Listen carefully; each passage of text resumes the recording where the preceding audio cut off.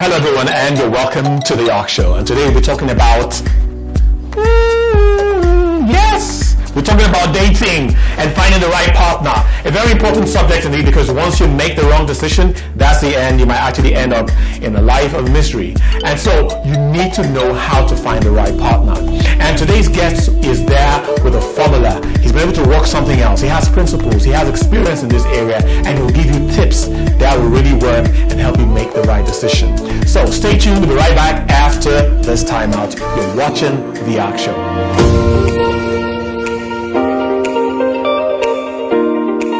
Please like, share, subscribe, and press the notification button for updates.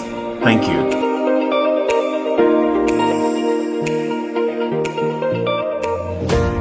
You're welcome to the Ark Show. My name is Dennis Ejiogu, and we've got a special guest on today's program. His name is Dare Olatoye, and he is the one we're talking about. He's the one that's going to be answering most of your questions on dating and finding the right person. Before he came on set, before we started shooting, the whole studio has been agog with so many questions for him. And I know you have so many questions out there. So we'll try and simply preempt what you're asking, and then hopefully we're able to get to him and he'll answer those questions for you. And I think one of the questions I will probably ask is, to start off this very important and interesting discussion, is, Dari, how did it all start? How did you get into this field? Oh well, yes, I've been doing this for about 10 years. I've had a passion for matchmaking people, okay. And I've been doing this when I was in since after my uni days and all that. But at a point in time, I just decided that I wanted to add value to humanity, and I've always told God that that was what I always wanted, to add value and also love what I was doing. And so that's how I started. And like Pastor Oyedepo said, for every challenge there's a problem. For every problem there's a solution. And for every solution, we can just try and add value to humanity. Okay, now speaking of dating, there's a question probably some people will be asking, is how long is ideal for people to date before marriage? Some people will give a wedding, an engagement ring, and 5 years after they're still like, oh, that's my fiance. And some people 2 years, some a year. So from your own experience, looking at this issue of dating, how long should you date a lady or a man before getting married? First of all, I'll say that the heart doesn't wear a watch, and you can't put a timestamp on it. But what I always tell people is that if someone, let me give an instance, if someone communicates with his girlfriend maybe twice or 3 times a week, and he expects to court the person for a year before they get married, why don't you communicate 10 times a week? So you can reduce the time frame and get to know the person more, so you can make a decision on marrying the person. So it depends on, to me, I think communication is key. And communication, if you communicate with the person frequently, you get to know the person. And if you get to know the person, then you can start to love the person. And when you love the person, you can now come to a conclusion that, okay, I think I want to settle down with this person. So it's all about the effort you're putting in the relationship to determine the time that you feel to be right for getting married. But there's some people who probably would not agree with you. A lady that's been engaged for 10 years. I mean, shouldn't there be a time that people out there will say, this is enough? I mean, this is 10 years and he's still telling me he wants to get married to me. My life is going. You have a lot of that on social media. My life is going, and he just gave me a ring and he ignored me. So do you have any warning points where people say, after this number of years, I don't think this man or woman is serious? First of all, I think a year is fine. A year? Yeah. Let me explain why. Because a relationship or marriage or a relationship is a convergence of two histories. So the basic things you know about the person those are the things you know about the person. At the end of the day, you get to know about your spouse every single day, even after you get married to the person. And that's why you hear some stories where you see some people date for 10 years or 5 years and they get married, and after they get married, they get a divorce after 6 months. So it's beyond, if you know that you can accept your partner for whoever the person is, then it's easier for you to even live with the person. So it's beyond the time frame. It's beyond just saying, okay, I want to set, okay, this person would engage me for 10 years before, 5 years before I feel I'll settle down with the person. Okay, if you look at this issue of how long, do you think women are more concerned than men? Do you think a man can date for, let's say, 20 years and it's still okay compared to a woman?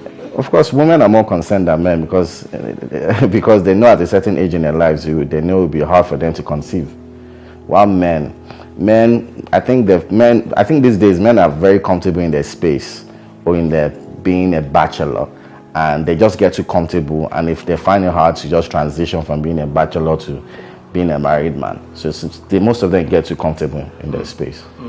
Okay, now when you look at the age group that wants to start dating, what age do you think is ideal for people to start dating? From what age? Looking at the issue of maturity. Well, age maybe 18 or 17. 18. Yeah, 18.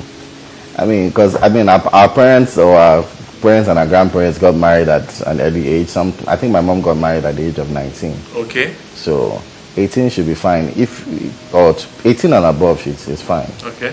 I started falling in love when I was young.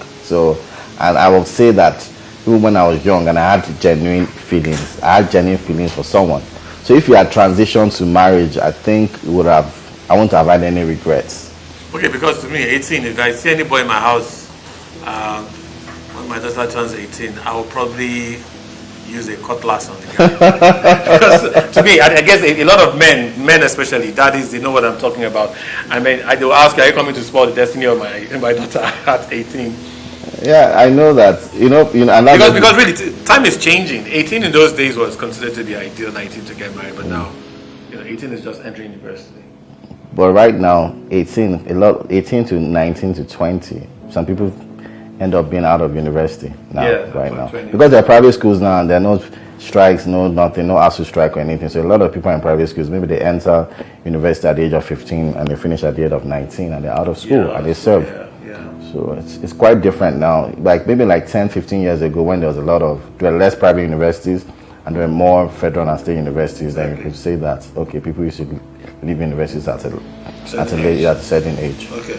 Now, what does the Christian community think of the marriage app? How has it been? Has it been receptive? Yes, it has been receptive in a way because they know that we're adding value and we have our own we have our rules and the things we do, how to portray ourselves. We try to distinguish ourselves from the normal gamified dating apps out there. Okay. And we're a matrimonial app, so that's why our catchphrase is "Meet your future." Meet your future is meet your future. Matrimonial is different from just dating. Just dating. So they know that what we're trying to project as a company, as a matchmaking app, is quite different from what other people see out there. Okay. First of all, we don't allow promiscuity on our app.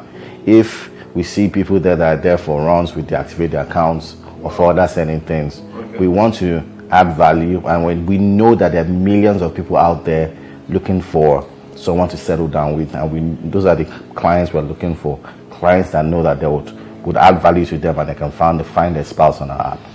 Okay, there's this trend now that a lot of men in Nigeria are looking for foreign babes, ladies in America and the UK, because they probably want to have foreign passports. Yeah. So is it advisable? Have you noticed that trend? Yeah, I actually noticed something like that it's a few days ago. Okay, so is it really catching on? It is. But what I always tell people is that if that's the reason why you want to get married, then why do you have to get married? What if once you move there, once you get married to the person abroad or in America or in the UK and you move there, would that be all? Would you still love the person? And if that's the number one motive for you to settle down, I think it's flawed already, because you want to relocate to another country. And that's why I say, even for my own personal clients, I don't encourage it.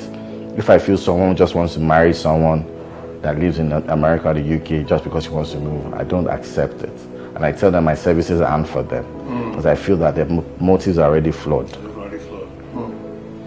Okay, when you look at the requirements, because I know listening to him before we started the interview, there's a process you go through the app, right? Yes. For them to now know the kind of person that will be given to you. So, for ladies, what are the qualities most ladies are looking for in men? Well, I think ladies need. Sorry. How about tall and handsome, right? That's number one.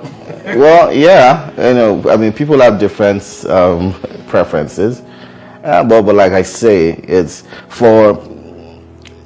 On our app, you can meet anybody. You can meet tall people. You could meet people from different parts of the world or the country, but we have something on our app which is machine learning. So if a lady, for instance, if a lady signs up to our app and she clicks on it, she likes a tall guy's profile or one or two, the app already knows that, oh, maybe Shadi likes tall guys, and the app will keep feeding out this kind of like people. An AI. AI, yes. Yes, so just to help you find someone that you feel that you would really like. So it helps you out. So what has been the most trending thing that ladies need? The guys are listening. Ladies need. Find out the answer to these and other interesting questions on the Ark Show next week. How come our brothers in church are not that romantic? They just feel once the Lord has spoken, they don't really take out time to do the right things. Please like, share, subscribe, and press the notification button for updates. Thanks for watching.